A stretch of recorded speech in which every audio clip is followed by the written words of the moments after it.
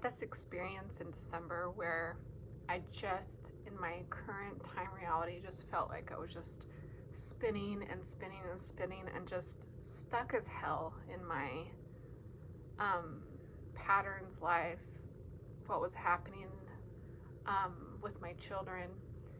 And it felt like that, like a vortexual feeling of there's this like small bucket that the kids can sit in at the park, and it's slightly angled, and so when your weight sits in it and gravity takes you, it just will spin, spin, spin.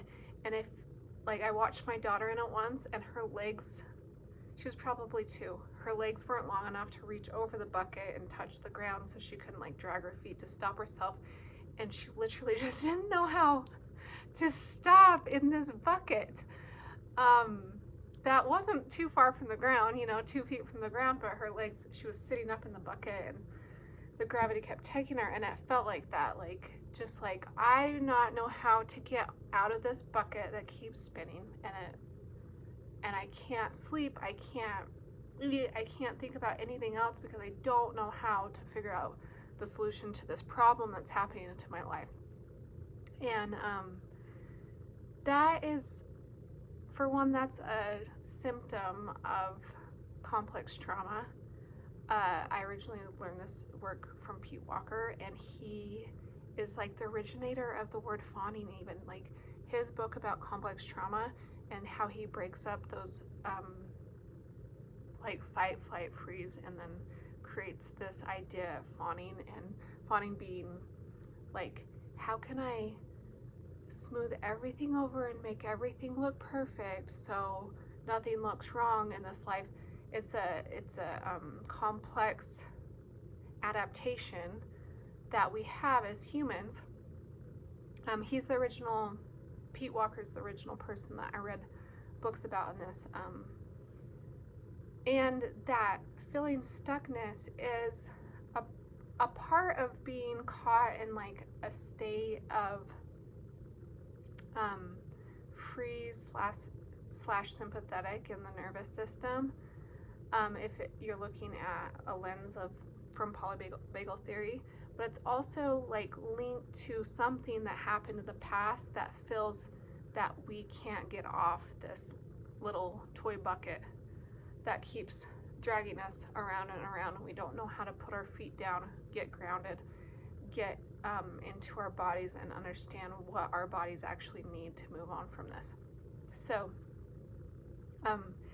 that energetic feeling is a symptom for me of complex trauma.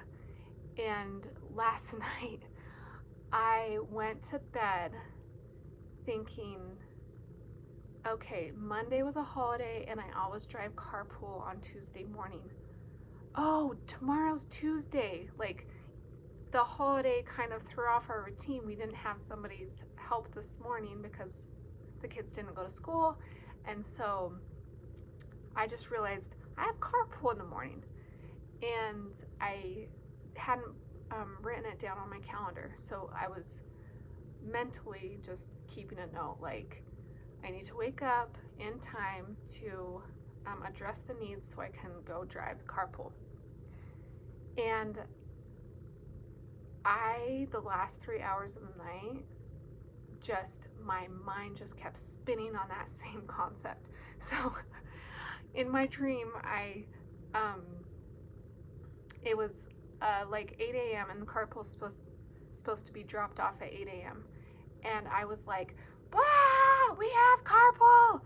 And that is sympathetic rushed energy in the autonomic nervous system. And I was feeling it within my dream. And I could not get any of my stuff together, like my keys, my phone, like, to get in the car. So finally we get in the car and we're driving.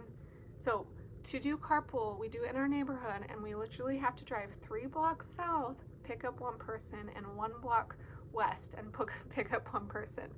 But in my dream, we were driving and we were in an underground highway, kind of like you would see in a big city like New York City, where they don't have space for the roads, so they built them underground. And we are just cruising like 60 miles an hour with concrete walls on both sides, just cruising on this underground highway.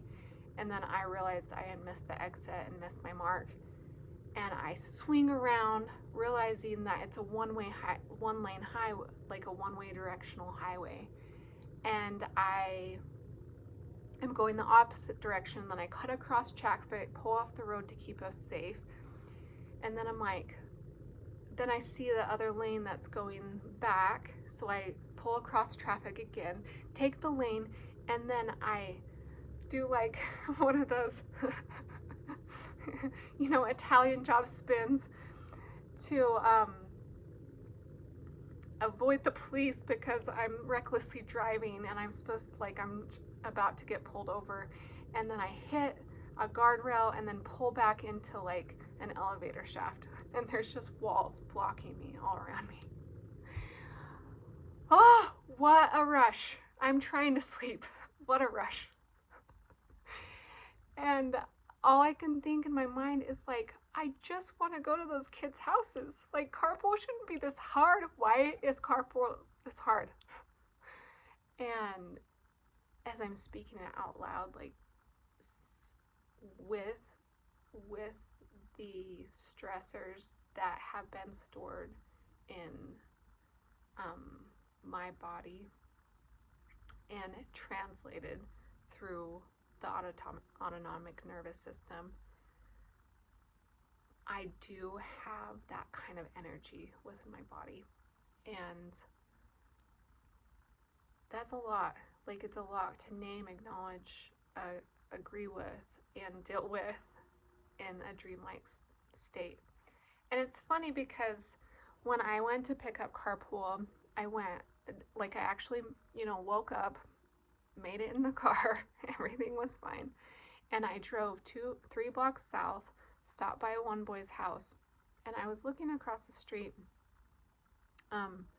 at the neighbor's car and their garbage cans, and it's garbage day, and I was just like very distracted. And my son rolls down the window, and I turn, and the boy's dad is standing right there, and my body, had that response of like, he said, "Did I scare you?" And I was like, "Yeah." And I'm easily frightened because my nervous system is very touchy, as it is. But it's funny that it translated in real life, like a little bit of fear showed up in my real life reality, but it was just so minimal compared to like the bigness of the energy in my dream. So I had this teacher named Tiffany Barsotti. She since passed, but she gave us a challenge to look at dreams more as an opportunity to like help you and in your integrative process of like, what does this mean? Return to it with curiosity. Like, what does this mean? Why is this energy so big? Why would I dream something like that? And you can definitely feel the themes of like loops around that I had in my real reality in December. Like, those things they're surfacing again, like things that I need to address. And as I was whipping around that highway trying to like get the right direction and then getting stopped, like literally stuck, I felt like I was in trouble with the law. I was surrounded by concrete walls. I had felt like I had crashed my car, and so there was like some damage that was unseen, and I couldn't move. That's like an immense feeling of stuckness. And with all that, I just want to give myself a big hug of love and compassion. And that's actually what I did when I woke up before I drove carpool. I rolled to my right side. I started taking deep breaths, and I put like a warm pack on my adrenals, which had felt the impact of like that adrenaline I had felt in the night. And I just returned to my body with this bridge of compassion to say like, hey, I see you and I see what you've been through, and I understand this feeling of stuckness and caged in by the brick walls and the fear of how much is this damage going to cost my car? And what are the parents going to think? Like, I kept looking at the clock, and it was just hours later after school had started. That was in my dream, like, as I was looking at my clock. And anyway, I came back to my real-time reality and just gave myself love and big deep breaths. Those things are bridging back. Those simple steps I did in the morning were bridging back so I could become closer into a state of regulation, so I actually could wake up and drive the kids to school healthily.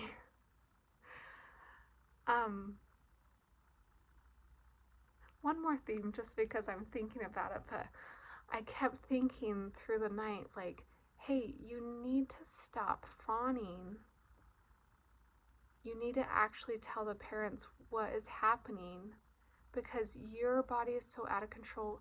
They would never want to put their child's like body into your car with them because you aren't being safe enough to drive. Like, the way you're living feels reckless. It feels stuck. It feels self-abandoning. It feels dysregulated. Sympathetic energy is dysregulated energy. And if you actually told them the truth, like, today's a terrible day, can somebody else drive carpool? That is what, like, the communication that brings us better back to baseline, to say, like, in all reality, you do not want your child with me to keep everybody safe. Obviously, this is like in the context of a dream, but sometimes dreams like elevate or escalate what's happening in a small scale in reality. And so it's just good to like check in, like, wait, am I trying to do too much and I don't even feel embodied? Am I trying to do too much and my brain is just racing?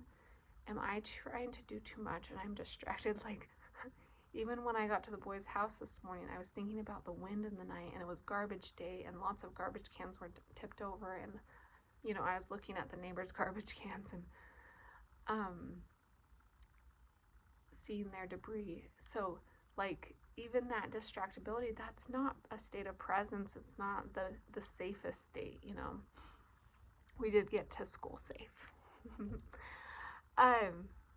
So my mentor, at the end of like processing dreams, she would recommend that you write like a Confucius statement, like something that brings levity to the dream, but also something that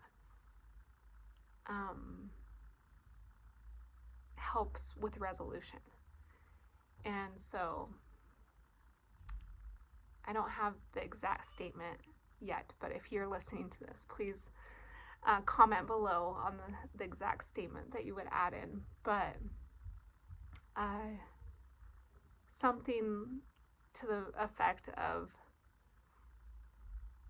this state of stuckness isn't your reality, and each day you can take small moments of communication to get out of this. But you can also make jokes of it and make it lighter too.